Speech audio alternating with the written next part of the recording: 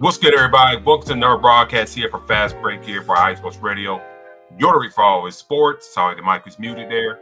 But on tonight's show, D-Locke, welcome back to the show. Hope your Thanksgiving was good. How you doing tonight, sir? I'm doing pretty well. Thanksgiving was pretty decent, NBA season was getting pretty hot, and we got the NBA Cup going on, so shocking wins, not the losses coming up, but it's been an interesting season so far. Yes, sir. Very interesting season so far. The contenders really starting to show out. The NBA Cup is going on, so we'll discuss that and who comes out on top of that as well. Got predictions there. Also, we'll talk about the players area. What can they do different to make it more viewable for the audience? Because 11 o'clock tip-offs in the Central Time is don't cut it for future tournaments and stuff like that. And plus, D-Locke, Jalen Williams back for the Thunder, who are 19-1. We'll discuss that and how it's going to impact them where they're already dominant as already. So I'll talk about, like, dive in here too tonight's show. So after these few short messages, we'll get rock and rolling. But this is Fast Break here for Sports Radio. You're ready for always sports. We'll catch you on the other side.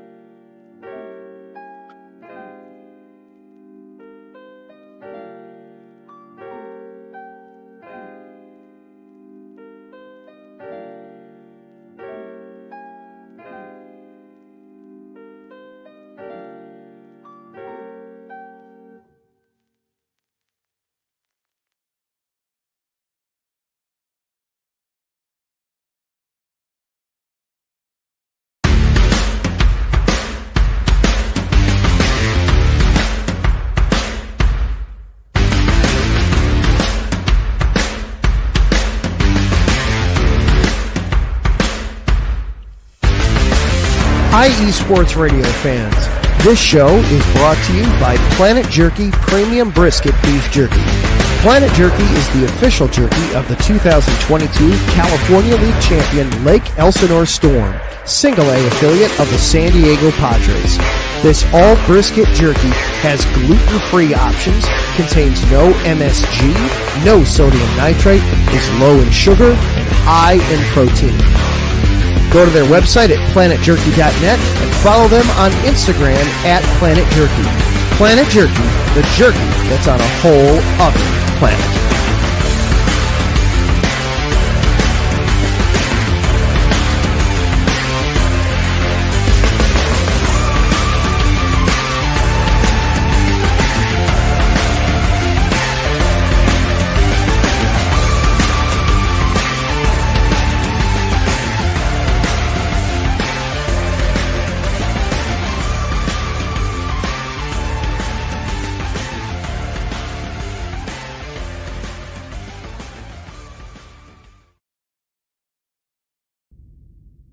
Rise and shine. It's 4 a.m. The stars are still out. The sun is beneath the horizon, but it's time to punch in and go to work. The comfort of your warm-ups turns into the grinding out of your reps as the clinking and the clanking of the plates create a symphony of euphoria. There's no other feeling like it. Earn it, burn it, and take what's yours. iSports Radio has proudly partnered with Vital Apparel, a brand that not only fits great, but also promotes and donates to mental health research. Use our code IESR to get 15% off their comfortable and inspiring gym wear and help them on their amazing journey to support mental health. Go hard, take part in your iron therapy, and be strong. Because when your mental health is as strong as you are, there's no telling how far you'll go.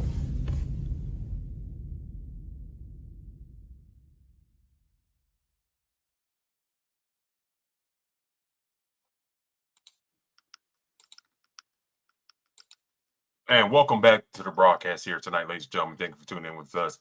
Hopefully, y'all Thanksgiving week was well.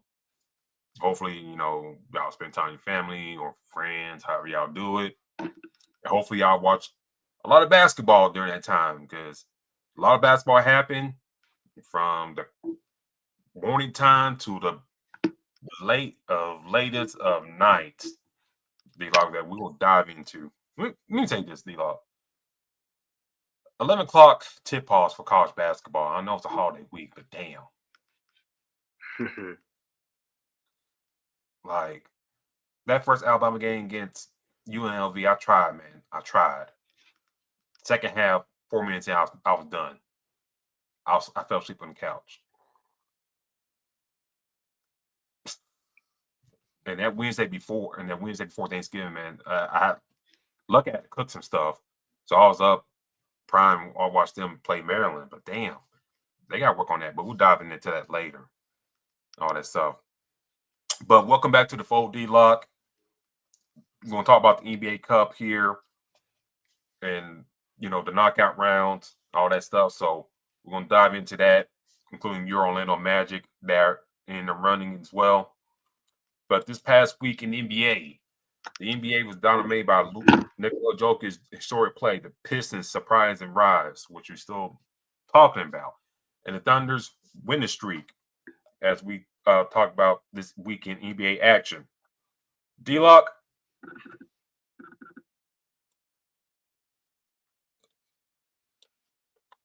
let's talk about. I know we've been talking about the Pistons straight, but we still got to talk about it because they've been playing very well. The Pistons, in your eyes, they continue to play. They play strong. Are they the best team in the East in your eyes? I feel like this is the same, very similar conversation we had a few years ago about Oklahoma City Thunder on the West. Mm-hmm. You know, we talked about how they were this team that had the best record in the conference. You know, we seen them at the top. We see that it still was a young team. I don't think they're the best team in the conference. Okay. I think the record shows that they are one of the better teams. I am just not ruling out. I don't think they're better than the New York Knicks. Right now, that team is literally clicking on a lot of cylinders right now. The Knicks are 11. I'm sorry, not 11, 12-6. Liking what Karl Anthony Towns and Jalen Brunson is doing. Karl Anthony Towns is playing out of his mind, except I think a couple of days ago, was it yesterday against the Milwaukee. But like I said earlier, and I predicted he would be in the MVP category. You know, MVP talk, and he is. He's playing on that level. He's very consistent with it right now. Brunson is playing pretty consistent, but I think the cast that they have, Miles Bridges, Josh Hart, none of who's out for a little bit, and also Deuce McBride is definitely helping this team out. They're making it easier on Jalen Brunson. He's not asked to drop 35 or 40 a game. So I think the Knicks are still the best team in the East. I think the Pistons are a close second. A team that we probably both didn't have, I'm pretty sure we can look at the rankings that's playing actually extremely well, is the Toronto Raptors. You know, with this team that they have, we knew what Brandon Ingram was going to be or what he can be. And he looks like he's coming to that person now. You pair him with Scotty Barnes, now you're looking at a pretty good 1-2 punch, adding in Emmanuel quickly. So I think the Raptors are pretty good as well. But I think that the Knicks are the best team in the East. But the Pistons are a close second. I think I don't know.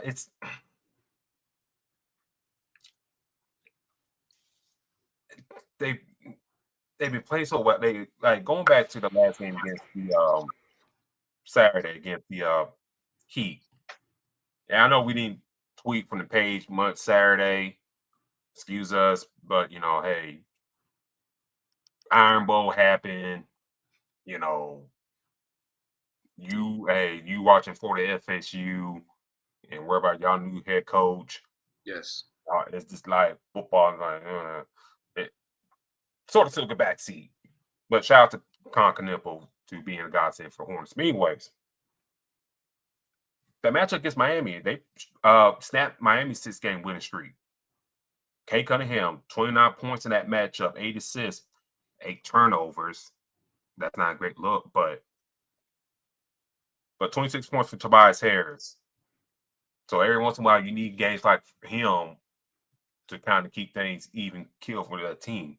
Dr. Robinson had 18 points. No Jalen Duren in that matchup. He was out. But, like I always talk about this team, always kind of like some, I don't say unsung hero, but some couple of dudes that just kind of like rise up and play well. Ron Holland, 10 points off the bench.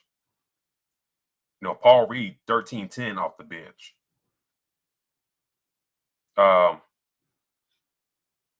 Dennis Jenkins, guard for St. John's. He's been getting consistent time, 9 points for him. Jane Ivey, slowly getting back to things from injury. 9 points for him. So this team, despite the injuries kind of in and out early in the season, they still find ways to win. And, the depth that they built up for the past few drafts kind of really playing the fold. I know NBA, I think the NBA, I saw like a week or so ago, the NBA Facebook page highlighted how this team was built up on this stuff through the draft and trades and stuff like that. And I read it through here, but they doing a hell of a good job. It took a while, but they're doing a hell of a good job. So, to me, I'll go opposite of you. I think they are the best team in the East right now. Just because, injuries, they still pushing through. They're persevering through. And they're playing very well. I think they found something, all these guys. I think they all have a common goal. And I think, they really benefit from it. They struggled together, as we highlighted here before. But also they show growth from that as well. So you really can't take that away from them. Like, they were in the dumps. They were at the longest losing streak in their career, that franchise's history. You can't get no lower than that. Now, okay, we got past that. We took our lumps there. Now we're kind of finding ourselves. Now we're kind of looking around the league, and the other teams are that supposed to be contenders ain't really showed up yet. If you look at the standings right now, pull right here. Philly slowly kind of bounced back, but they're 10-8 right now. Joel Embiid's in and out the lineup. Your Orlando Magic, we'll talk more on them about a second, but 12-8, but Paolo Banchero's out. Atlanta, Trae Young is out. Porzingis is in and out the lineup with wherever illness he got going on. So, Milwaukee, Giannis is there, but the supporting cast sucks ass. Yes. And then Boston, Chicago somewhere in rebuild mode. Boston, we know about them, Tatum, all that stuff. But you kind of, looking at some of the contenders and stuff like that, it's like, okay, they kind of roll some ashes. And, the other thing I didn't kind of see up there with them is the Toronto Raptors. I, for one, didn't see that. They lost to the Charlotte Hornets the other night. Scotty Barnes had an excellent game, 30 points, 12 rebounds, 5 assists. And Ingram, 22 points for him. And quickly, like you mentioned, 22 and 10 assists right there as well. And then, but like I always say about Continental, and we say into the draft, great pickup for them and kind of like a godsend for that franchise because Brandon Miller was out, but this kid really kind of picked up the slack and really kind of kept things here with this team. Now, got LaMelo Ball trying to ask for a trade. He's not playing fourth quarters, all that good stuff. how you going to, as a franchise for the Hornets, if it elevates your play?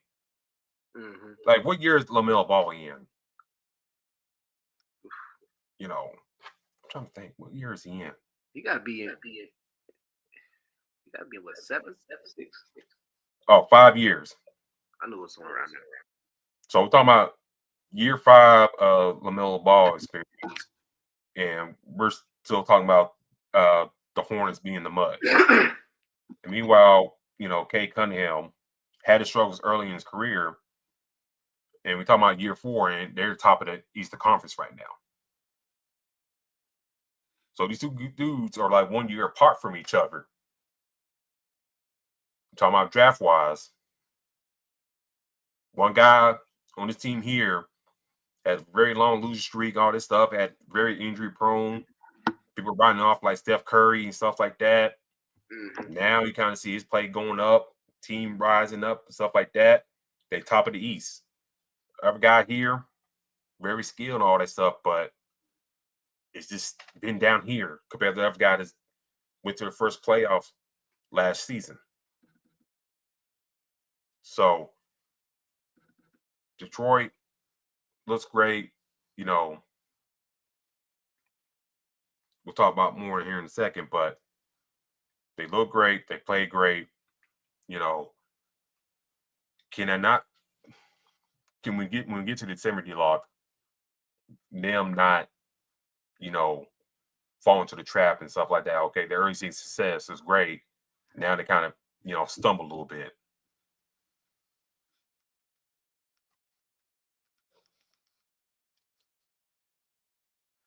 I mean, my biggest thing too is, like I said, I think one of the main reasons why I don't have them as the best team is the experience that the Knicks have with one another. You know what I mean? I think they're a team that has a little bit more experience. I think the Pistons are coming. I just feel like this is that same team that we seen from a couple years ago with OKC. Mm-hmm. It was like, yeah, this team's gonna be solid. We've seen it come together, and they still were a good team. It's just it wasn't the best when it came to the playoff times. They just didn't get it done. Then now look at them. Clearly, that'll be our next topic. Obviously, is the OKC is one of the better teams in the West in the NBA, and we've seen this a few years ago. So I think the Pistons are there. I do love what Cade Cunningham and Jalen Duren are together. They just got Tobias Harris back. Isaiah Stewart is playing exceptionally well from time to time. They got a couple of key guys back, like you said, throughout injuries that they had to deal with. Now, how do they deal with rotation? How do they put this rotation together? So that's going to be very interesting. But again, I think it's very hard to go against the Knicks for me. But the Pistons are a close second. And we'll go ahead and talk about this team here, the OKC Thunder. And one of the main things that, for them that came about this in their return, Jalen Williams made his long-awaited season debut for the Thunder on Friday, November 28th, against the Phoenix Suns, helping the team secure its 11th straight win. So we're talking about Phoenix Suns team that has really come on to late, playing pretty well after starting the season kind of rocky there. But, we got this OKC team that's just playing out of their freaking minds. And so much so, right now, they're in a tight contest with the Portland Trailblazers, 119-112 right now as we speak. SGA, 24 points for him. Chet Holmgren, 19-9 for him. No Isaiah Hartenstein tonight. Jalen Williams in 33 minutes of action, 16 points, 8 rebounds, 5 assists, and 3 blocks for him as well. So it looks like they're going to win another game here if they hold out in the next 20 seconds. D-Locke, This team will probably be 20-1 when we get done this conversation. Jalen Williams, all NBA player, one of the better two-way players in the NBA. We're going to be real about that. Mm-hmm. What does his return signal for the OKC Thunder and the league as well?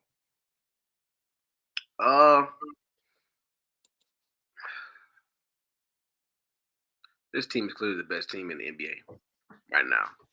There's nobody, I don't think, close to this team. That just signal more depth, which is great for them. Now you got another, I guess you could say, your point guard, your point forward. We already see SGA doesn't even play the fourth quarter that much. He's usually out majority of the time because of they got this lead or they got these other guys that come in. Now they already got, I think it's Donnie Mitchell. Did I say his name right? Johnny Mitchell. Let me double check that. I might be getting him mixed up with Donnie Mitchell, who plays for the Jets, who scored a touchdown today. But I think it says AJ Mitchell. AJ Mitchell. So they got a lot of these guards. Yep. You got a lot of these guards that come in for SGA already.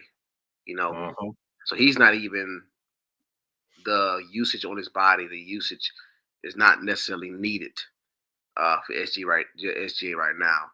Now you're bringing in Jalen Williams to come back, who we know is also going to come in and spare some of those minutes as well.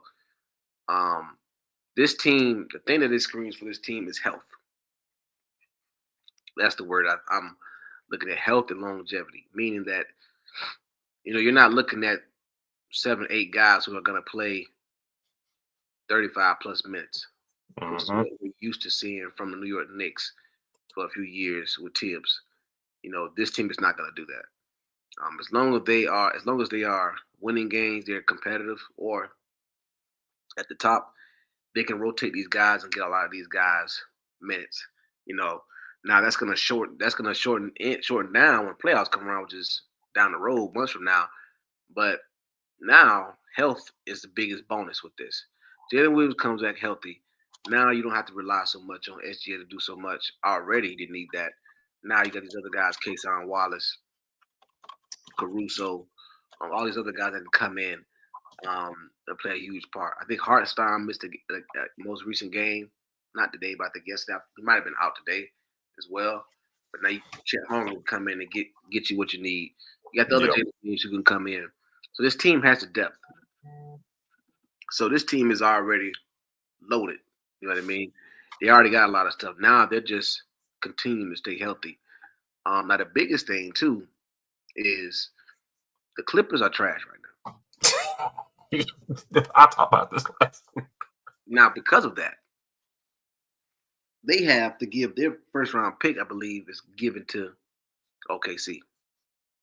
We're talking about a possible lottery pick go to possibly the repeating NBA champs. Now, the Dapper Dandies, man, they. So we're already talking about a team that got a hell of a lot of draft picks, but now you're giving them another.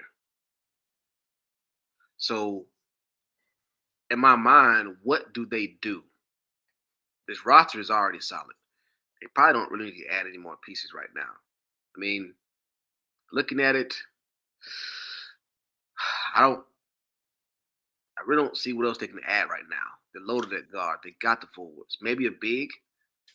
I said last week, discussing the Clippers' future and stuff like that, is like, if that pick lands in the top, I just threw out this scenario, like top 2. And you say you get the chance to land Cameron Boozer. Yeah. Just imagine the lineups you could do with him. SGA, Jalen Williams. Yes. Boozer at that 4, and then you interchange with, Hartenstein and Holmgren at the 5.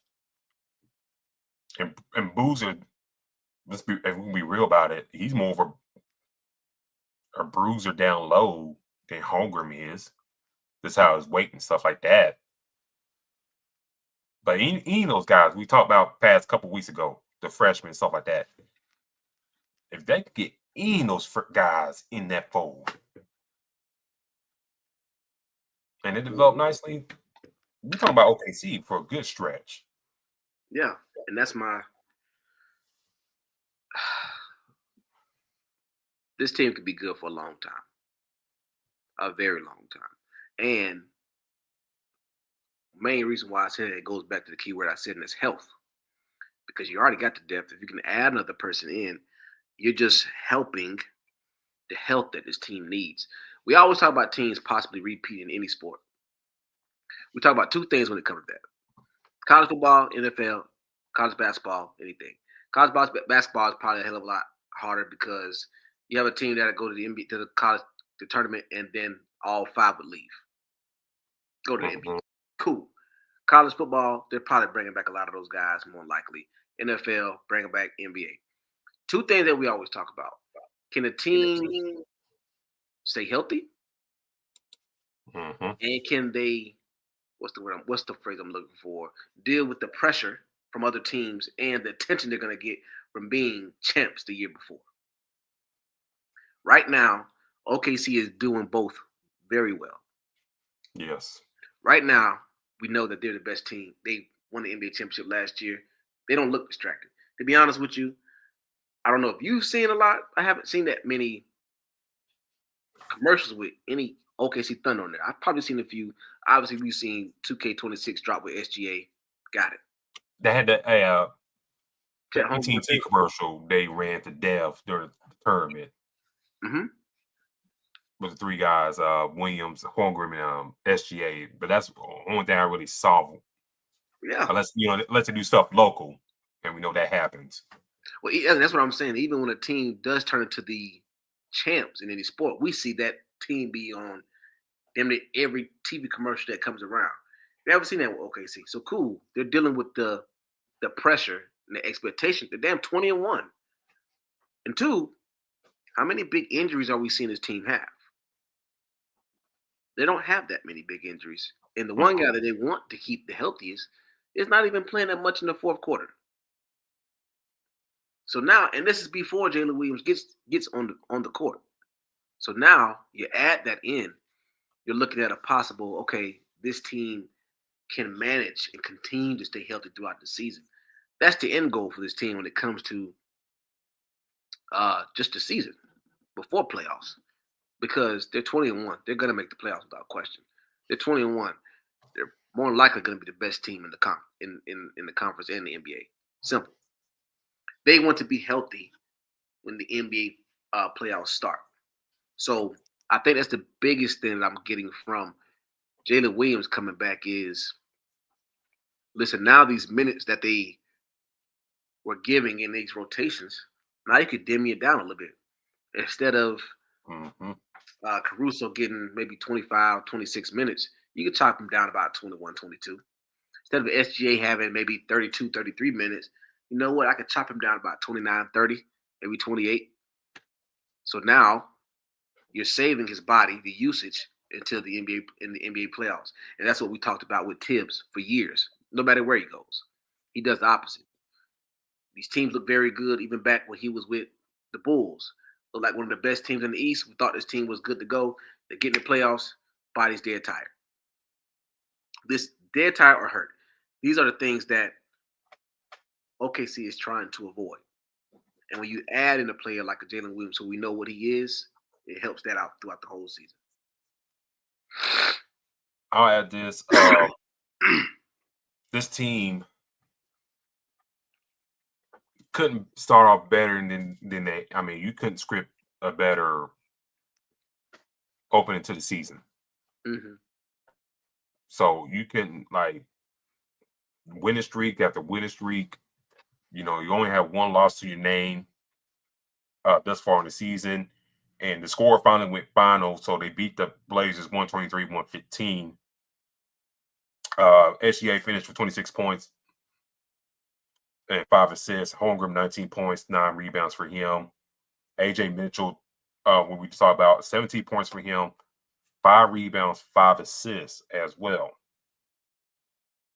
So, and then Isaiah Joe, 15 points for him off the bench and 4 rebounds. The other Jalen Williams, the one that always laughed behind SGA and stuff like that, skinning and grinning, he had 4 points and 6 rebounds and 2 blocks for him. And then Kenrich Williams, 8 points for him off the bench, 2 for 2 for 3-point land, 3 rebounds for him. So I'm just reading up, ladies and gentlemen, I'm just reading off the stats for the bench guys here. Mm-hmm. The bench guys. No Isaiah Hartenstein, no Caruso playing tonight. The bench guys. This is how deep the OKC Thunder is. This is why they're 20-1 right now as we speak.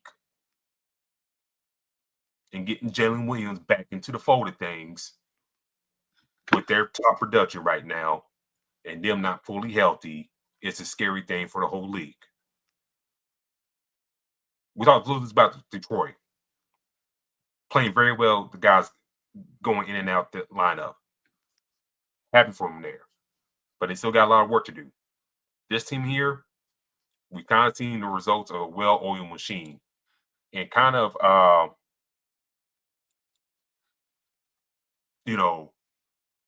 what this new CBA and all this stuff dream scenario is for most teams if they get things right, drafting rise, signing the right guys to extensions, all that type of stuff. This is the dream. This is the kind of like the groundwork here. I talked about last week. We get the Thunder got very lucky, like a butterfly flag. Okay, Kawhi want to go back home to LA. Now you turn around. He wanted somebody to come along. Convince Paul George. Paul George left. And then you happen to get your franchise SGA in that trade and the whole load of draft picks. And the draft picks over the years have helped you build this team along the way. Mm-hmm. Never butterfly effect, in a sense. I talk about this. And I talk about Chris Paul's, retirement. Trading Russ away for Chris Paul. And getting Chris Paul in there to kind of help SGA along the way, kind of helped him in his progress. That 1 year OKC, if you really think about it. Mm. And also, you remember they almost took the Rockets to 7 during the bubble. A lot of folks kind of forget that. And I think this is why I said last week, like Chris Paul is the first player Hall of Famer in my eyes, because that 1 year OKC kind of highlights his career. Like everywhere he goes, he upgrades the team. Yes. Then of course after that, things change. The team bottomed out for a few years, and then we see what the results are now today. But this team is very special. This team and this current CBA and all this stuff can do a lot of things. And they should take advantage of that right now as they currently constructed. Now, as we talk about draft picks and stuff like that, there's going to come a time, when the money and all this stuff kind of come to play and the tax aprons, all that stuff, who do you get rid of? You know what I'm saying? Oh, yeah. It's going to be tough. Like, after a while, like, okay, who do we get rid of? Who we get to stick around? Who wants to leave to be their own man? So, I mean, as great as they play now, but those questions going to be circling around the block here, and I say a couple years from now. Not now, but a couple years from now. And those questions will be circling around the block. So, okay, what's this team going to do? Okay. With this high draft lottery pick from the Clippers, they pay all this big time max money to these 3 guys. what are they gonna do about that? How do you keep all the salary above going? All that stuff. So I'll let you have the last word on Thunder real quick. I mean, I think the like you said, they set this team up for great success. I definitely would applaud the Clippers for that. I would have them have a huge part in it because, without that Paul George trade, who knows? But you have your young pieces, and they're gonna do their part. You got your team that your guys that are gonna be the main focus of your team. You got SGA and Jalen Williams and Chet. That's gonna be your three. You know what I mean? Those guys are gonna be there. Now, do you convince some to take less money to stay? Possibly, depending on how many championships you're looking at winning and where they are. But there's some of these other rotational guys would probably be moved on, depending on how they draft. Huge credit to Chris Paul because of the mentorship that he gave to somebody like an SGA. I think that played a huge role as well. But again, I think the Thunder are set up perfectly, man. I mean, you got your MVP for a long time, and your core guys. And biggest thing they want to do now is stay healthy. Yep. And there's few ways to do that. Obviously, you can't control it all the time. About injuries, but the way you do that is get a great rotation. Your roster should have a hell of a good guys to rotate, and that's why we're seeing literally a lot of people put on Twitter or X that SGA is averaging 30-some points a game, and he's not even in the fourth quarter that much. And that's huge credit to him, but also huge credit to that staff, huge credit to the team, because now those other guys got to come in. AJ Mitchell is playing out of his mind. You know what I mean? Caruso comes in and does what he does when he needs to. Kason Wallace when he gets the chance. These guys are coming in and they're capitalizing on the opportunity that they get. So you want to have that core. And that's the thing that this team has is they have a very good core, but they also have a hell of a bench too. You know what I mean? There's very few teams that we've seen that had that to where they had 2 or 3 guys and you could take them off the court and their bench players are coming in keeping that same energy. So when you do build like that, now you can stay healthy at the right time because it's in the NFL where you just have one game in the playoffs. You got at least 4 games. You know what I mean? So you got to be able to be healthy throughout those games. And the biggest thing is they're doing this on the West, which we know we always talk about is way tougher than the East. So big credit to the Thunder, man. It's going to be interesting to see what happens. Like, I'm interested to see what happens later on in this season, but also I want to know what's going to happen in 2 or 3 plus years from now. How does this team look? How many rings are they in? Do we talk about this team possibly being a dynasty? So many questions are going to be answered.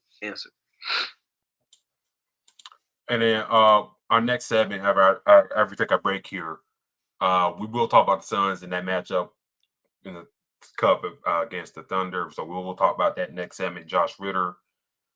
Hey, man, I don't know who you are, but we ain't homeless. All right. I saw that coming. I'm like, dog, we ain't homeless. Like, dog, like. Big troll. I mean, I know it's a troll, but damn, I mean, I got this set up right here. I mean, it's not. I mean, it's work in progress, but I got records here, man. I ain't homeless. Culture Club, Ready for the World. Earth, Wind, and Fire. I mean, I got my record sets and stuff like that, man. I don't know when you're looking at it and saying we're homeless. So, I mean, I will show you the rest of this room, but I ain't gonna do that. But I mean, come on. Yeah. Like, goddamn drawer right here. But anyways, regardless of that, I had to get that out of the way. But after the other side of things, we'll talk about the NBA Cup, the knockout round, who comes out on top, plus the players era. I like the money they get for the players, but they got a lot of things to work on to make the tournament better. But this is Fast Break here for IE Sports Radio. Usually follow sports, and we'll catch you on the other side.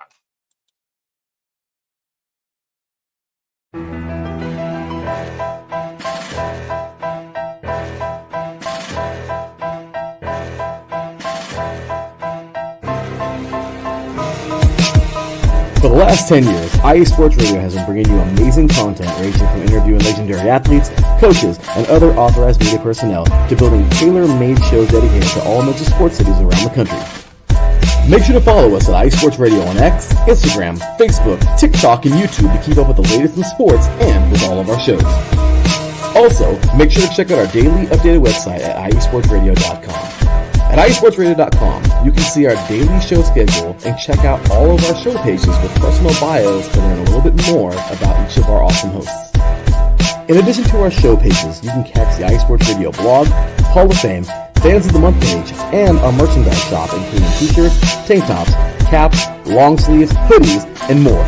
For now over a decade here at IE Sports Radio, we've continued to be by the fans, for the fans, and we thank you all for your support and for making IE Sports Radio your direct feed for all that is sports.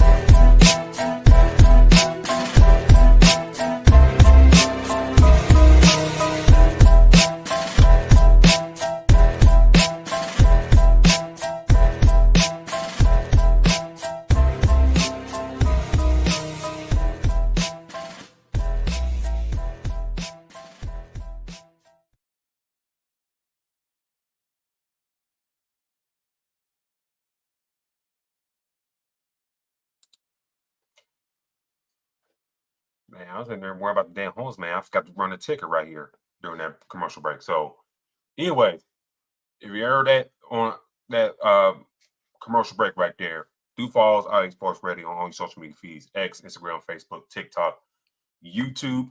Subscribe to that YouTube channel. Hit the subscribe button. Hit the little bell notification.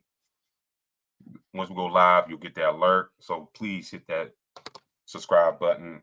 I think we were still on the road. Let's see.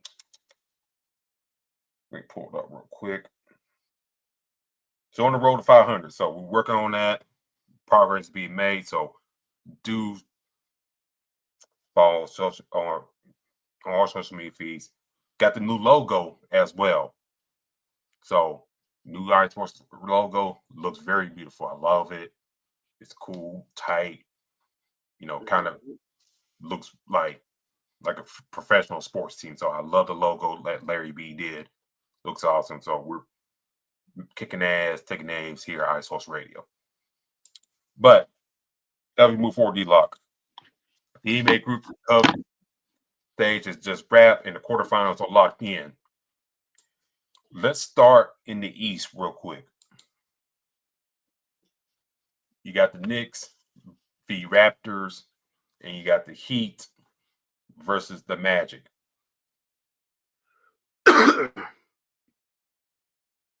Now, I'll let you go first. Out of the East part of things, who do you got coming out on top? I mean, to be honest with you, I really like what the Raptors look like. I mean, they look very good. I think they've been shocking all of us. I don't think we had this team being this good so early, especially with the team that they had. We knew the inconsistency of Brandon Ingram. Quickly being there, we wanted to see how that was going to work with him and Scotty Barnes. They are another team that has a pretty solid core. But I think the biggest thing is between them and the Knicks, the thing that the Knicks do have is they have bigs over Toronto. I think that's going to play a huge role. I think the Knicks do prevail over Toronto. I think that Scotty Barnes is going to give the Karl-Anthony Towns hell just because he is that power guard. You know what I mean? He can literally walk the ball down the court at any point. But I think the Knicks are just too – their chemistry is just too well right now. Jakob Poeltl and them other bigs are not going to do anything with Karl-Anthony Towns and the rest of those guys. I just don't see it. So I got the Knicks beating the Raptors. For the Magic and the Heat, this is a tough matchup for me because I'm a big Magic fan. This is basically the battle of Florida, battle for the state of Florida. Two very solid teams who, to be honest, I don't think we had the Heat being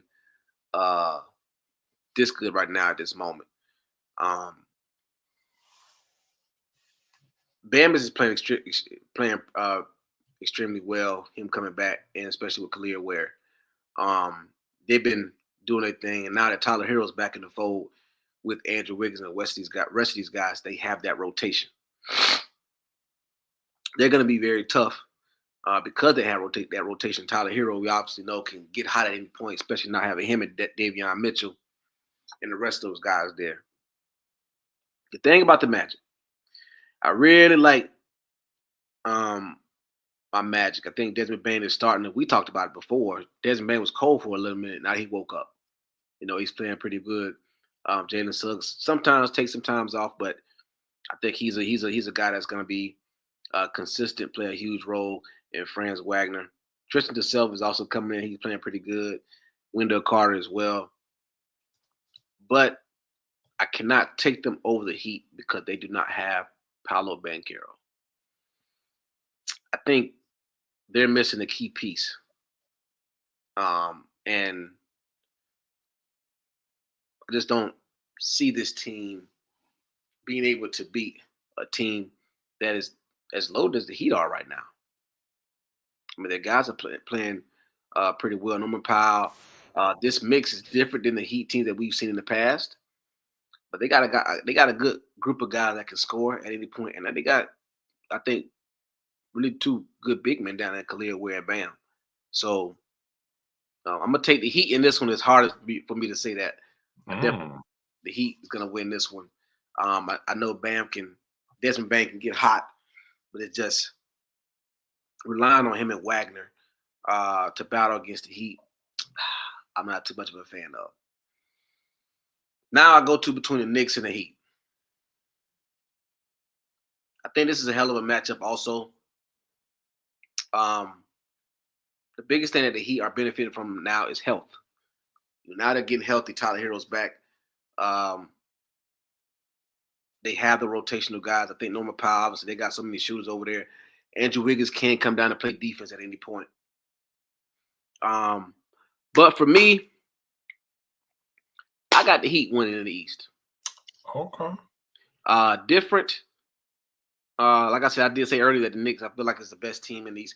I just feel like, those bigs down there for the Heat is going to cause problems for Mitchell Robinson, who's barely playing. He's probably like getting maybe 20 minutes at max sometimes, and Karl-Anthony Towns. I think Karl-Anthony Towns is going to run into a situation where he's battling both bigs. Mm-hmm. I think that's going to be where it's going to take a toll on him. I mean, we know what Bam is. I mean, what he can be. We just seen Karl-Anthony Towns going against Milwaukee with Giannis playing, and we see how that planned out. Miles Turner and Giannis and Bobby Portis gave some kind of issues for him. Now, unless Mitchell Robinson come out and pop one of the best games he's ever had, I think that's going to be the big difference.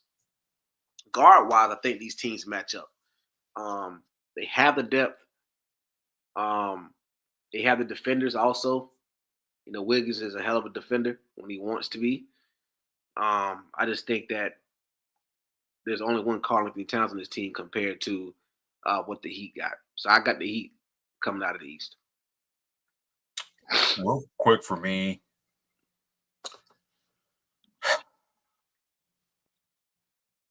this Raptors team is like not one guy sticks out. If you catch my drift. Mm-hmm. Not one guy sticks out. They play pretty well, consistent.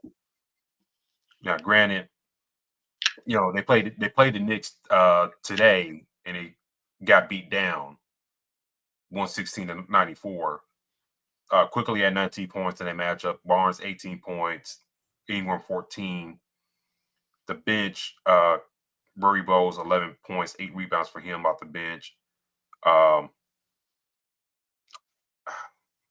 just gonna call this dude Mr. Sandro.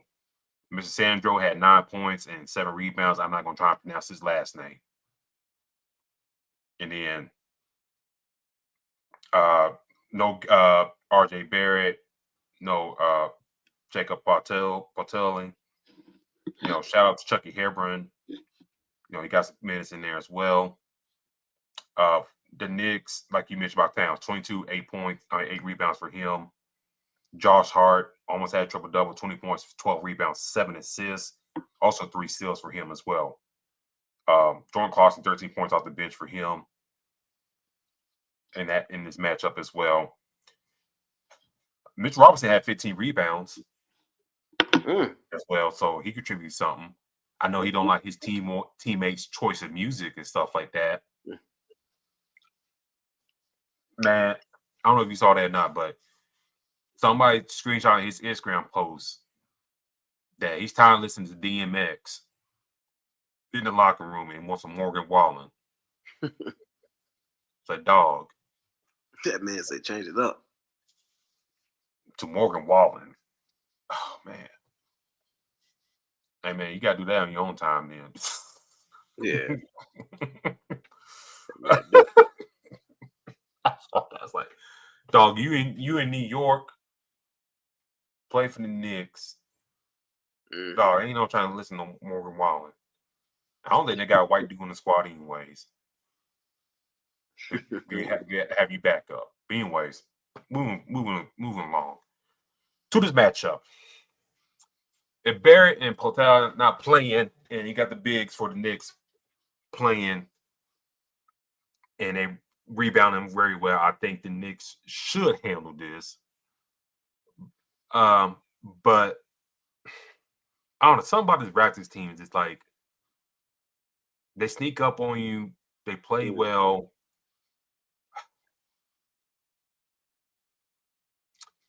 Give me the Knicks, but they win by 5. I don't know the final score, but Emmanuel quickly will have a big game in that matchup and lose an effort. So give me the Knicks in that one. But quickly have a big, strong game. If RJ Barrett is back by this time, and by the way, these games start on December 9th and the 10th. So about a good ways away. So we'll see about those matchups. But give me the Knicks in that matchup. This one, the Heat and the Magic.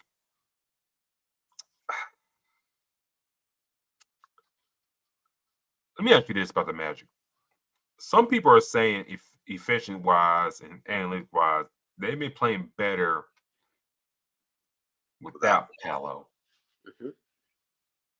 Like you alluded to about Desmond Bane. He's really starting to get his footing with the team. Your rebuttal to that? I would say they're playing consistent without. But this team is not better without Banchero. I think he's the guy on the team. I think he's the one that will keep this team going when we need him later on in the season. They have the chemistry, but another person that they're not talking about that's missing a lot of games is Jalen Suggs. Mm-hmm. So, we want to say that this team looks like they're playing pretty well without Banchero. You might want to add Jalen Suggs in as well because he's taking off a game every other game, right? That's why we're starting to see Desmond Bane wake up and cook how he's been cooking. Mm-hmm. We're seeing more of Tyus Jones a little bit more and also Anthony Black. So I feel like we also got to add in not only Banchero, but we add in Jalen Suggs as well. But this team is – the expectation to go far in the playoffs is not happening without Banchero. Let's see.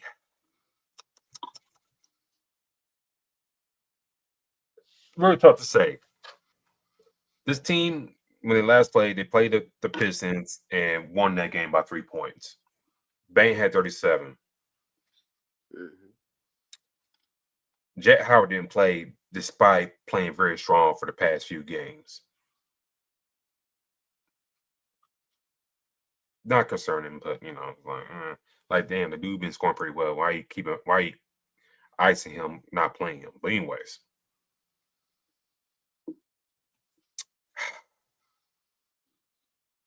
I know Tyler Hero's back.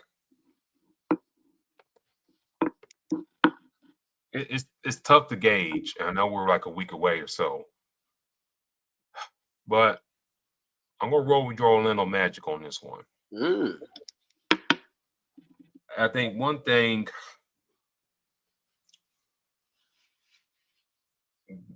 in this matchup they got going in favor. Wagner's got to show up a little bit more. And then I think some of these role guys like Del Silva, who plays pretty solid. Yes. That's one guy that bench or he in starting role, he plays solid for the Magic. Anthony Black, you know, I expected more out of him when he came out of Arkansas. I thought about this time now, he should be the team starting point guard. But he's playing pretty nice in his role as well. But I just think Radner and Bain got strong games. And I think if Wendell Carter can manipulate well enough against the bigs for Orlando, for the Magic, against the Heat, I think they'll go a long way. So I'll take your Orlando Magic in that matchup. I think the only reason they would lose, as we've been seeing, like Andrew Wiggins popping off, Norman Powell continuing his strong play, and then Tyler Hero catch a heater. If those things happen, then he easily win. And Dan Adebayo, he would have to do much, just do a solid 10 to 10 and keep things rolling. But then you want to talk about the finals in that matchup. The Magic, Knicks by Eastern Conference preview. I'm rolling with the Knicks on that one. That hopefully by that when those games happen, guys will be healthy and stuff like that. Mitchell Robinson will be healthy. He don't get hurt sometime from this point here to there, all that stuff. OG will be back solid, good to go, all that stuff. But I'll take the Knicks in the matchup. Brunson by a big, strong game. And we're talking about these games are now in Vegas. Different atmosphere and stuff like that. So I think Brunson will have a big matchup there for the East Finals and whatnot. And to the chat real quick, the Magic can win the game too, but not a series. They ain't built like that. Oof. Your reaction to those comments? Well, I think the reason why that's said is because you don't have Ben Carroll. So what we're looking at is a team that is getting some wins, but yes, they can win a win or two. But to go in and get a 4 games out of a 7-game series, you're gonna have to have your full group. You know what I mean?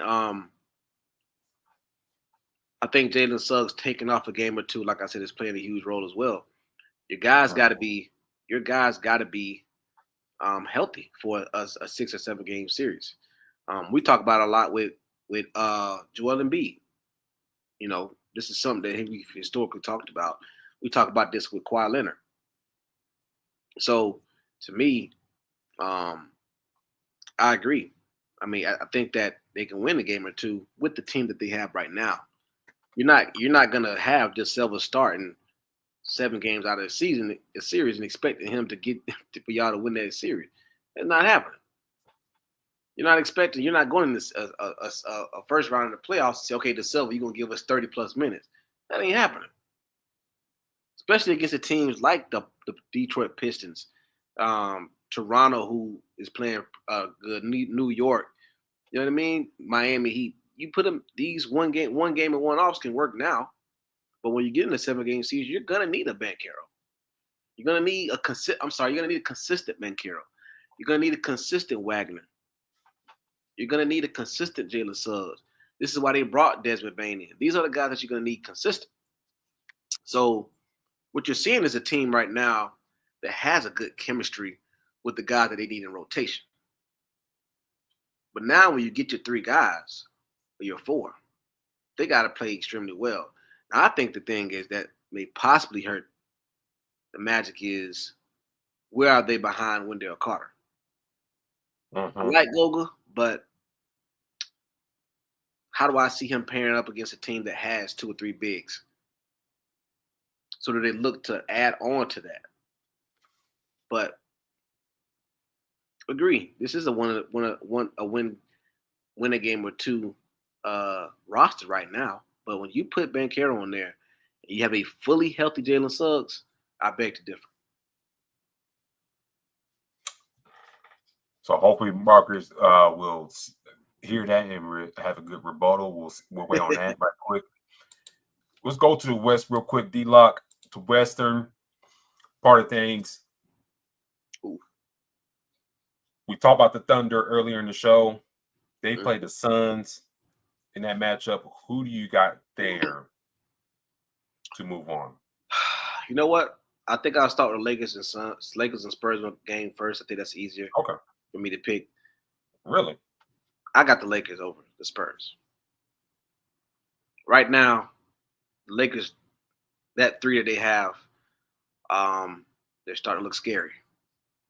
Even though it hasn't been that many games just yet. But Austin Reeves, Luka, and LeBron looks like a very dangerous combination right now. Victor, if Victor was playing, I would have a different thought process behind this. Luke Cornett, cool, but he's not going to do anything to DeAndre Ayton. I think the Lakers have the good group that those 3.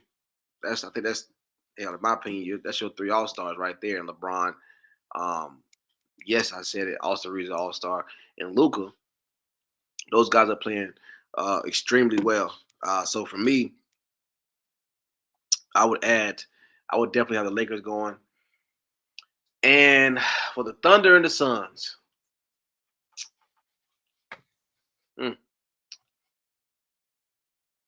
this is a tough one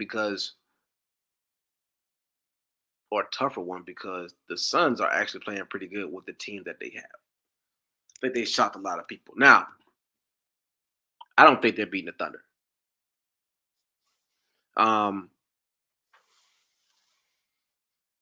That team is, I think that Dylan Brooks is a hell of a defender. They got a couple pieces over there. But the one thing that I'm noticing with the Suns right now is Devin Booker does a lot, but he's not. They got a lot of guards over there that they playing. A lot. Gillespie, Jordan Goodwin, Grayson Allen. They have a few ball handlers on this team. So I think that they have the depth, like I said, very similar to the Thunder. Not as talented, but they have depth there. Problem is, Chet Holmgren and Hartenstein, that's too much for Mark Williams. Mm-hmm. And now Jalen Williams coming back in the fold. I just think that the Thunder is the better team. And now we get to the Lakers and the Lakers and the Thunder, which could possibly be a Western Conference matchup. But I'm not gonna leave Denver Nuggets out. This is a tough one because I'm a huge LeBron fan. This is a hell of a matchup, SG versus Luka. But I'm taking the Thunder in this. It comes down to, again, they got the guards. I think SGA and Luka's a match. Austin Reeves, I think he's probably up there as one of the better players in this matchup. But the Thunder are just too deep. They have too much on this team. This is what I mean by resting. This is what I mean by your bench can come in and keep that same energy. I think the Thunder have that over the Lakers. Lakers have a pretty decent roster as well. It's just that we've seen this same exact team go win the NBA Finals last year.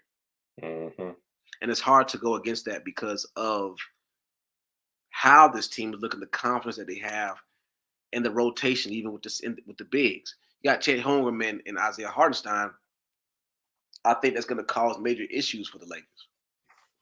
So, for me, I think it's a hell of a matchup. Also, I think it plays a part on where we see LeBron in his fitness. You know what I mean? Do we see him being the LeBron that we're consistently seeing right now. He's getting there. You know what I mean? It's gonna take some time, but I think if this game or right now, like, is leaning a lot on Austin Reeves and Luka, I don't see them being in it with OKC. But that team, that Lakers are coming. I definitely believe that. I definitely can see it. I just think the Thunders are too much. They take their win, and they go to the NBA Cup. Real quick for me, and I'll go back to earlier comment back in the show. Josh Ritter brought up, can the Suns shock the world and beat the Thunder in the Cup? Probably not, but a guy can dream.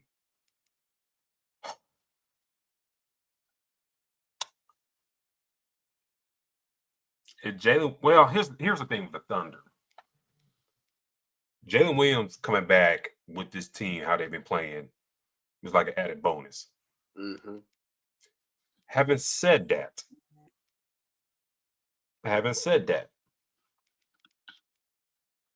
the big man for OKC seems like every once in a while, every couple games, so they out with the injury or something. Hartenstein, Holmgren, they always seem like one or two guys are out, with the injury. Yeah, has it really affected them in their play? Hell no. But sometimes, every once things like that should creep up on you. So come December 9th, we'll see if those guys will be healthy, but I got the Thunder winning. But if you're a Suns fan, hopefully by that time, your big man rotation gets a little bit better, and they're playing very small ball. They got also it got man, I ain't gonna pronounce this name. It's tough. I know. Hardero for Marquette. Yes, I know he's a 6'11" dude, but during the offseason, you draft a guy in the first round in the lottery. You trade for two big men from Charlotte, but you playing you're a second round pick in the starting lineup. Something wrong with that picture. And I know Mark went and all y'all folks talking about the Lakers need big and stuff like that. Mark Williams is hurt. So the Lakers skated by on that one. And then let Phoenix, seeing the results of that. Nick Richards only played 7 minutes in this matchup against the Nuggets yesterday. Mm-hmm. So you're a Phoenix Suns fan. Hopefully your big man rotation gets better in the matchup against the Thunder by this time. But I just think in the way they've been playing, it's gonna be tough. It'll be tough ass if they're gonna beat them. I think the only way they could beat them is like get SGA in foul trouble. Maybe trying to get those bigs in trouble. Maybe trying to go deep in the bench for OKC. But those bench guys, OKC play very damn well, and it's gonna be tough out. It's gonna be a very tough out. But I got the Thunder win in that matchup there. Now, let me get off this comment real quick. Sorry. Lakers and Spurs. Ooh. I don't think. Let me check up on Victor Wembanyama. I don't think he won't be back yet. I think recently. I don't know if he will be. So I don't think Victor will be back in this time for the Lakers matchup. Luka's been playing very well. They played the Pelicans tonight. LeBron's not playing tonight, but JJ Redick said his minutes and stuff like that and playing back-to-backs. They're working a test on that as well. Austin Reeves has been playing phenomenal this year, and the asking price for him keeps going up. So the Lakers got a lot of questions about their future in the offseason.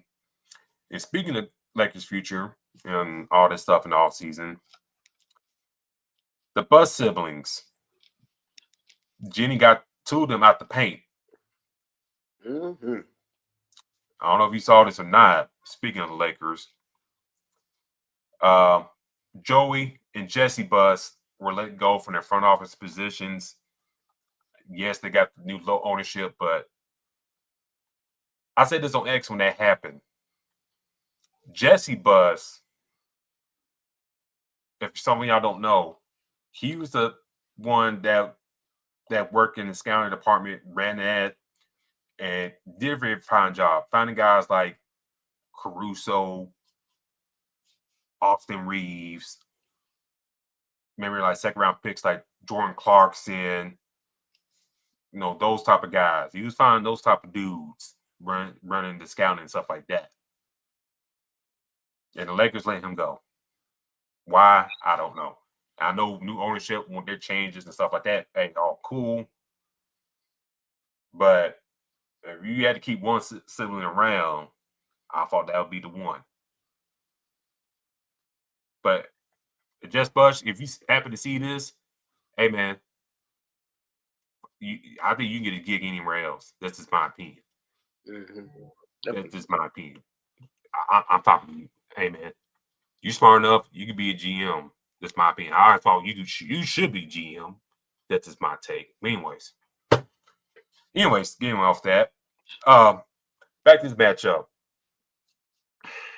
No Victor, so you're driving the paint ability is way better when Victor's not down there. So Luka's playing very well. I know De'Aaron Fox is back in the fold of things. Dylan Harper's back in the fold of things as well. I got the Lakers winning that matchup just because of Luka and Austin Reeves playing very well. Now, you get to the final part of the Western Conference. Thunder, Lakers. The last time these two teams met, the Thunder just bitch slapped them in the first half. Like the Thunder put 70 plus, and the Lakers put, I think, like 40 something in that first half. I don't think that will happen again. Let me get my date right. On December 13th. But the Thunder will win that matchup against the Lakers. Yeah.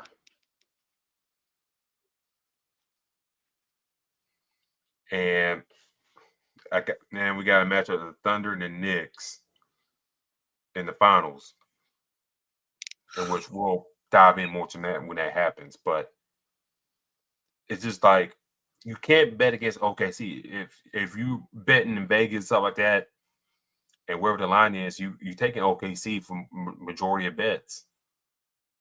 Mm-hmm. Now, I'm not saying the Lakers can't beat the Thunder. They can. And all that stuff. And they didn't have LeBron in that matchup. But sometimes if you can get ahead of the Lakers and outmaneuver them and stuff like that, stifle them this well enough, you can beat them. Those bench guys for the Lakers or those role players ain't playing good for the Lakers, then just put a bow on that. Rui Hachimura ain't scoring well. Gabe Vincent ain't give you nothing. Laverio ain't give you nothing. Then that's a wrap for the Lakers. Oh, yeah. Jared Vanderbilt, he's out of rotation right now. Bronny should stay at USC.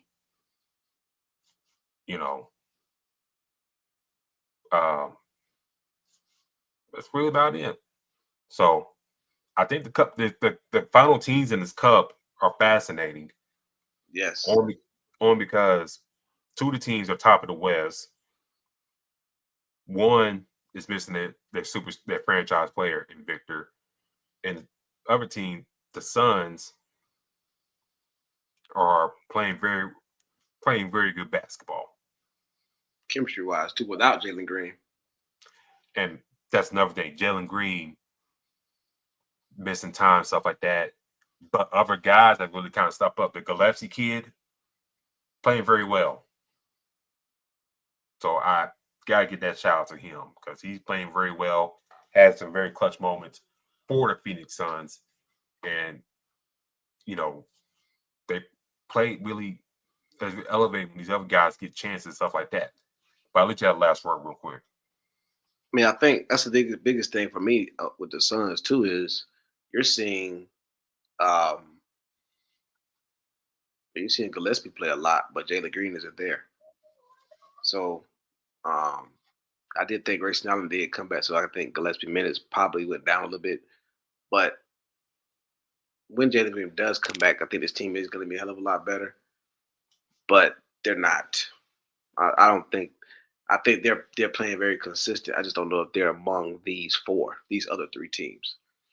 Now, Russell O'Neal could play some great defense.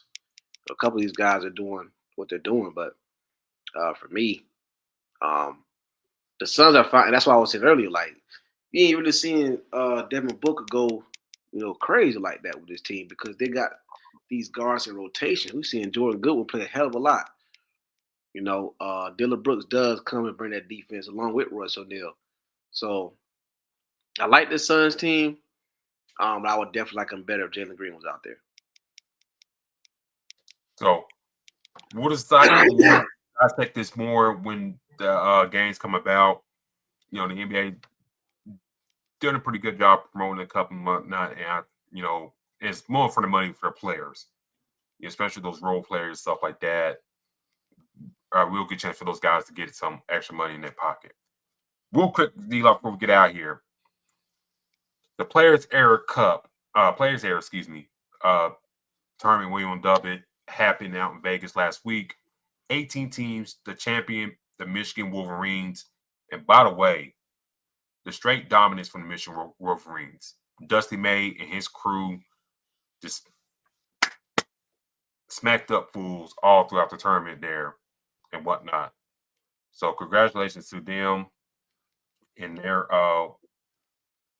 win in that tournament out in Vegas.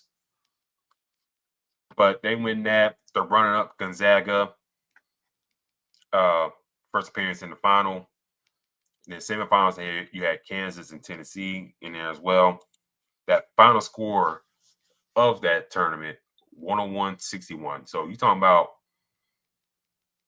a Gonzaga, Michigan beating Gonzaga team that, at least you got penciled in at Sweet 16, come March. And they get routed like this. In your eyes, D-Lock, the players there is like a tournament, for NIL and stuff like that, for the schools and teams, stuff like that. Next year, they said they're trying to expand on things and all that. In your eyes, with NIL and you being the college landscape, are we going to see like more tournaments like this for money and stuff like that? Because like Maui happened, but it barely got talked about. Good games, good action. USC won. Great confidence booster for them. The battle for Atlantis, dead. And that was very fun to watch. And the other tournaments kind of hanging by the thread. Is the money-making tournaments going to take over these other ones, in your humble opinion? I would say yes. The reason why is because we hear about NLI and NIL and transfer portal, all these things. This is a totally different game. Totally different NCAA than what it was even 3 years ago. 5 years ago, 10 years ago. One thing that we realized that is playing a huge part is money. Coaches have said it all over the place, different places. Well, hey, this kid loves it here, but they're taking business other places. money's involved, X, Y, and Z. Cool. A lot of these programs want more money to be invested into their program to where they can use it. So, to me, how do you get that? You get that by different tournaments, and how it's going to benefit each program. How are we going to come out, and how is it going to benefit us? Yes, we're gonna, it's going to jeopardize our record. We're going to play a huge part, and where it puts us going into the tournament, different things and such. But having these small tournaments, you're going to have money pots, and where are they going? So because money is involved so much heavily now, you got to have different tournaments. And I was talking to one of my best friends about this. We talk about the college football tournament, college football playoffs. Eventually it started at 2, then they put it at, I believe, 4, and then they jumped to 12. Now I believe at some point they're going to jump to 16. Simply because you're always going to have, you can't make everybody happy. You can't. But what does make a lot of people happy is money and profits. So for me, they want to see what kind of attention, what kind of benefits these schools get, profits they get from these different tournaments. They have these tournaments and say, okay, well, these are the results. This is what we got. Is this a profitable thing for our school, for the attention, for our conference? If it is, they'll sign right up for it. So that's the biggest thing that plays a part in this is, I think loyalty was a big thing 10 years ago. But now loyalty is still play a part, but more money is more involved. How can the program benefit from this? So, we always see the smaller schools play the bigger schools to get a check from their school. That's why we see a USF team beat Florida, and we're like, well, damn, not only did they win on the field, but they won in their pockets too. So they sign up for this. But at the same time, now it's more important now. It's playing a huge part because they got to get this money to go get that big player. They got to go get that Boozer twin to sign a Duke. They got to get these kids. I just seen quarterback Sellers for South Carolina do an interview after the game. And they asked him, is he coming back to South Carolina? His answer was, I'm not sure, but when it's time to make the decision, I will know. It's up in the air if he comes back. Now, let's be honest. What's going to play a part in his decision is money. What school can offer him the most money? Yes, you got all these nice places and you got nice facilities, X, Y, and Z, but this is what's offered. So in order to get that pocket pretty heavy, it makes sense to have tournaments and join. Damn, how can I get the Syracuse and the Virginias and Gonzagas and all these people to join these tournaments? Let's see how much this cut this pot they can win. Mm-hmm. How many tournaments can we continue to get? So there's a benefit in return. So because it's heavily on what kind of money is being made, I think that you're going to get a lot more tournaments. You're going to get a lot more people investing. You're going to get a lot more people, alumni, people, investors buying in, saying, hey, if we put this tournament together, we all win. So, and it's going to happen not only in college basketball, but I think it's going to happen in other sports. College basketball just was first with the March Madness. March Madness is one of the most known historic tournaments ever. And college football knew that. They see it. So they took a bite of that and said, hey, well, we're going to try to do something similar. We'll put our own spin to it. So now they're seeing the benefit and the profits of it. And they're like, well, damn, let's keep doing this. And in fact, let's add more.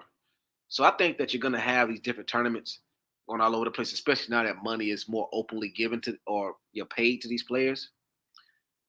that's not this restricting thing anymore. Now it's just like, damn, like everybody getting something out of these pockets, and there's not that much loyalty. But if I tell a team, hey, we having this tournament, first place is a lump sum of money, a lot of money, 2-3 million, whatever. These teams are, hey, we're definitely gonna be a part of that. So now that money does play a part, you're probably gonna see a lot more tournaments involved throughout the scheduling of all these college basketball teams. For me, to talk about the play on the court real quick, Michigan just dominating everybody. And when I talk about dominating everybody, they beat down San Diego State 94-54. They beat down Auburn 102-72. And then, like I said about Gonzaga, 101-61. That's straight domination. Mm-hmm. And you kept everybody on 75 points. And I thought about this, like, damn, could you put them over number one over Purdue? I thought about that. I said, nah, keep Purdue there because they deserve it right now.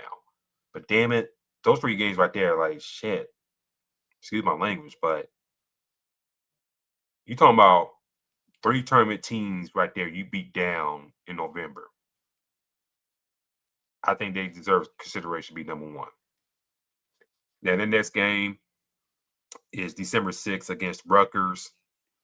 That should be pretty tough matchup, but they got them at home. So, and they got Villanova after that. So, 2 games right there that they should handle at home. Villanova should be a more tough matchup. But D-Lock, I'm an Alabama fan, and I alluded to earlier, but it was kind of like I won't say chore to kind of watch those games, but damn, 11 o'clock tip-offs at night, that's a struggle. Yeah. 11 o'clock my time. I know there were some fans Bama fans at East Coast time there, like, shit, I had to tap out, man. 12 o'clock to watch a Bama game? I can't, sometimes you can't do it. It's like, but they got and they trying to expand they expanded to 32 teams for next year. So, and I'm reading this article real quick from ESPN.com.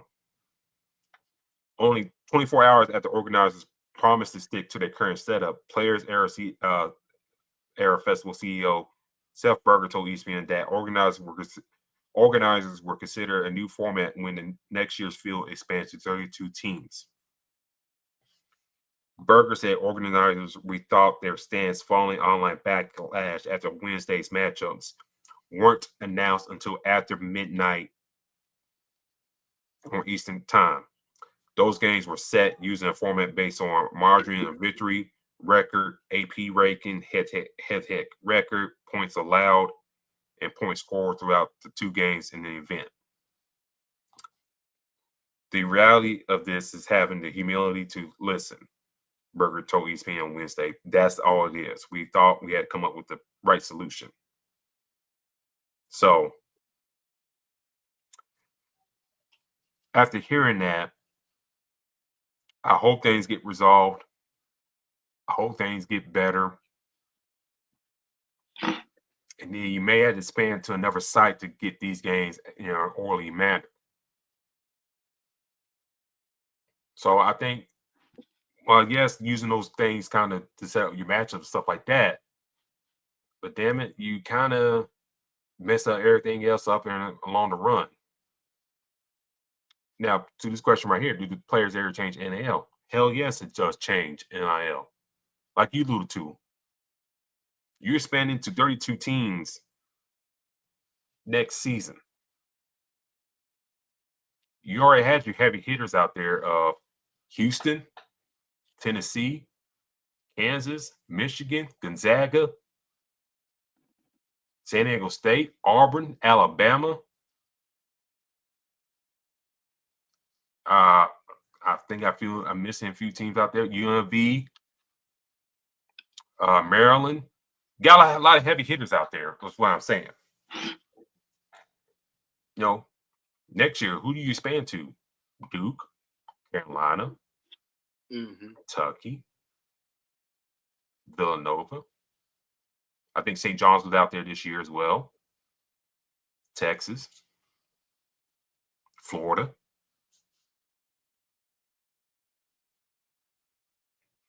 I think with college basketball, I think one thing I think they noticing the big money is going to football. We talked about before the show, like your school, Florida, they just got their new football coach, and then now they're trying to hire a GM, a failed GM in the NFL to run things in the front office. That's the spell doom and gloom there. Yes. We see in the LSU, they hired Lane Kiffin and the money they're going to give him. While in the meanwhile, you got to pay the other fool that you let go $54 million over 6 years. Mm-hmm. Auburn hired a new coach. They are paying 3 coaches right now, ladies and gentlemen. Gus, Brian Harsin, and Hugh Freeze.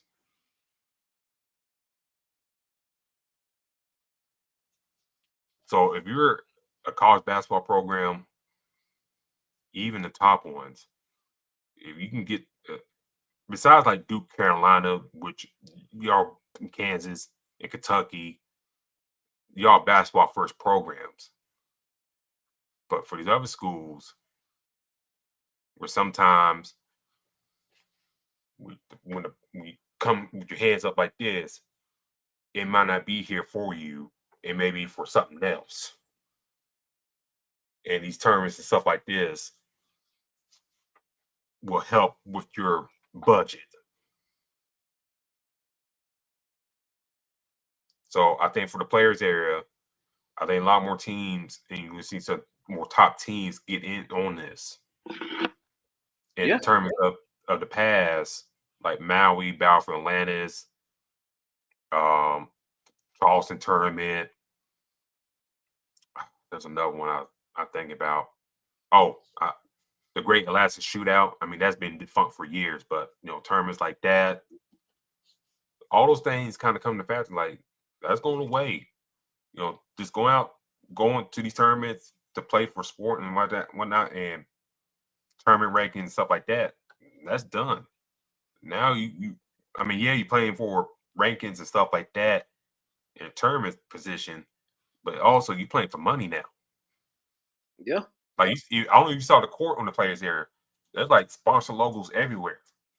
Mm-hmm. Even alcohol. So these college basketball teams, you gotta get in when you get in. Oh yeah.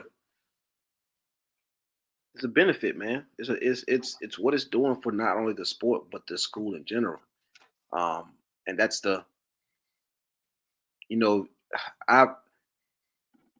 I think that Alabama has been good in many sports, but they got a huge boost when Nick Saban won a long run of championships. Mm-hmm. Because not only is the football team doing their thing, but every sport is benefiting from it. They're getting all this money. They can upgrade the basketball court. They can upgrade the track. They can upgrade the soccer field. They can upgrade all these different things because one sport is being dominant and bringing a lot of revenue.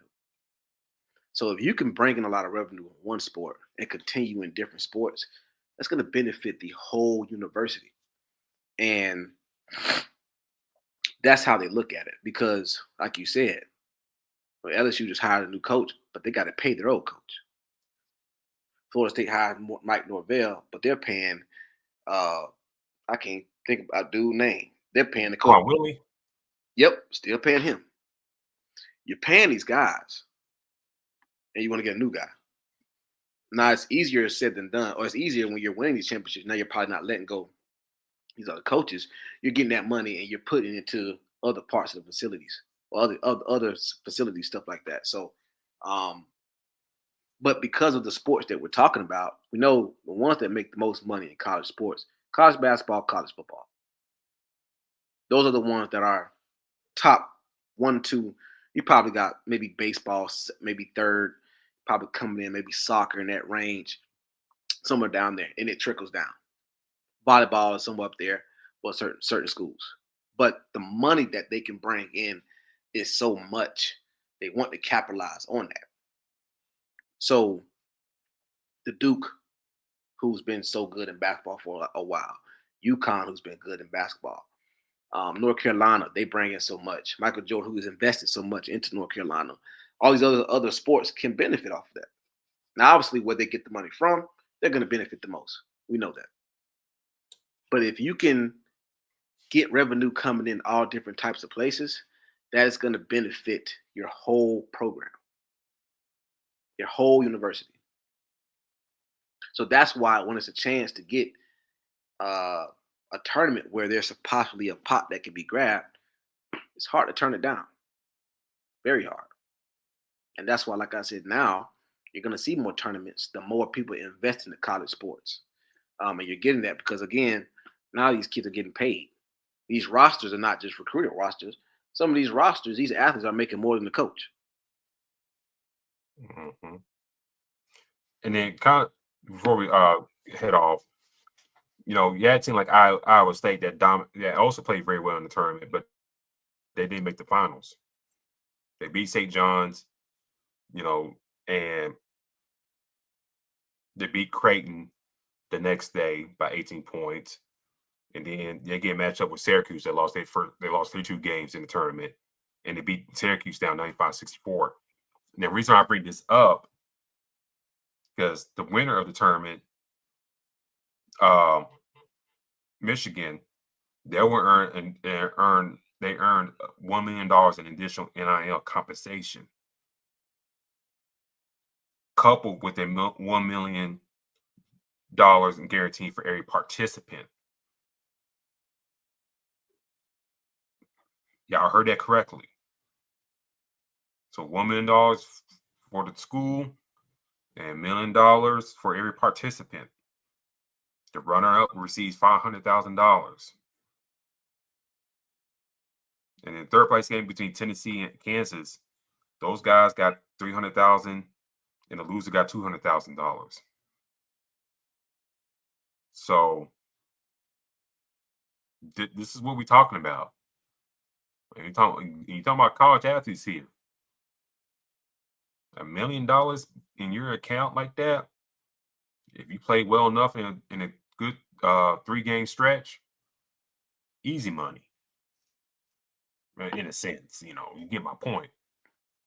But if that's the incentive, it's like, okay, if I had to beat Michigan, Alabama, and Tennessee to get to $1 million, I'm going to damn sure do it. If I got to beat UNLV, Maryland, and St. John's to do it, damn it, I'm going to do it. And you're going to see more maybe possibly more tournaments pop up like this. And more teams try to get in on this. Mm-hmm. $1 million? I mean, I'm telling you, the reason why is because it's I've been in a lot of staff meetings recently. Mm-hmm. And it's not like I'm giving out any secrets or anything, but the topic is we have to figure out we have to get some of these top players here. We have to. You got to get these top players here because of what it does for the university. And that's a topic and a discussion that's literally had at every university. Because he's not saying, okay, well, my university at Pitt specifically, we got to do X, Y, and Z. He's just talking about in general, this is the NCAA nowadays. This is what's going on. These is how things are happening. A lot of these athletic directors and these people that represent the schools, they are in the committee with the NCAA. So they've had their meeting with the NCAA. They've talked about different things that are coming about, and that's moving forward. So, again, these tournaments are, like I said, I think they open a can of worms when they start paying athletes. You open up a lot of can of worms then. Because now you do that now where it's like, well, damn, okay, if that's the case, give us more freedom, let us leave and go to any school we want. So boom, that happens. So you're getting that. But at the same time, it's a free agency. What we talk about every year, NBA, I don't think baseball does it as much, but NFL, they always have every year they have a cap space, a cap max that they go to. It gets raised every year. College football or college sports does not have that right now. So if you see Derrick Henry in his prime in the transfer portal, and you see Arch Manning in his prime, well, I ain't gonna say Arch Manning yet because he ain't. Keep him out there. You put Lamar Jackson in his prime in the transfer portal. You see Derrick Henry in his prime in the NCAA transfer portal. You have all the money that you want to get both. So if Alabama has, throwing a number, $300 million, and Virginia has $100 million, this comes a bidding war. So now, I want Derrick Henry and I want Lamar Jackson. I give you both $25 million. Well, Virginia says, well, I want you too, but I ain't giving you 25. I'll probably give you like 10, 15. They'd be a fool not to take that deal because of the money that's offered. So how does a Virginia find a way to get close to an Alabama or a Texas who has this kind of money, who can offer this kind of money? Yes, they got the alma mater that can invest and stuff like that. Cool, you got that. But now, oh shit, we got a tournament that we can join too? That can slide us some money too to pay this, that, and the third? So these tournaments are going to continue getting teams that are going to be interested, because not only are they going to get more people invested, but now the pot is going to grow. It's going to continue growing because you have more people into it. Now the pot grows, now more of attention. Now they could put more into that tournament. My only issue, I think, with different tournaments is, does it take away from the end goal of being a national champ? Mm-hmm. How does it impact that? We know that you got conference champs, right? We know you got conference champs, you got NCAA. We're used to those. Track and field, that's what you have. But in track and field, we have we got conference, and then we got a totally different tournament after, and then the NCAA's. Well, damn, I do want to be a national champ, but if I go to this other tournament, I might be able to sneak off another, extra pocket money. So, what does it do for college basketball and other sports if they do have these break-off tournaments? How does it impact that? I mean, NBA, we talk about it with the NBA Cup. We first thought that, hell, the NBA Cup is going to be huge. How do they balance being NBA Cup champ and NBA Finals champ? When will we see that team that wins the NBA Cup also be, the NBA Finals champ? So for colleges, it's these teams that these universities is NCAA trying to make it fair to both the university and the school. I mean, the student athletes. We want you both to get paid. So now how they're trying to figure out how to do that, and that's getting as much money as you can. How do we do that? We're going to start opening out little side tournaments and getting people to get in. And once you do that, the money goes up, the attention that you get. ESPN is going to talk about it. ESPN is going to buy in on some of the tournaments that they have. They're going to put people out there to go cover those games. A lot of stuff changes. So it's the money that they're trying to get, because that's the stake we are in the NCAA right now, man. That's where we are. And I'm not going to say it's going to get worse, but I think we're going to start seeing a lot of tournaments. The only way I can see it getting worse, in my opinion, like I said earlier, is if you got teams that are just looking towards the tournaments and not the national championship. I think that's the part for me where it's like, I don't like where that's going. They're overweighing the tournament and not the national champ. Well, damn, I'm an ACC champ. Yeah, Yeah, but you ain't win national, so you don't want that. You know what I mean?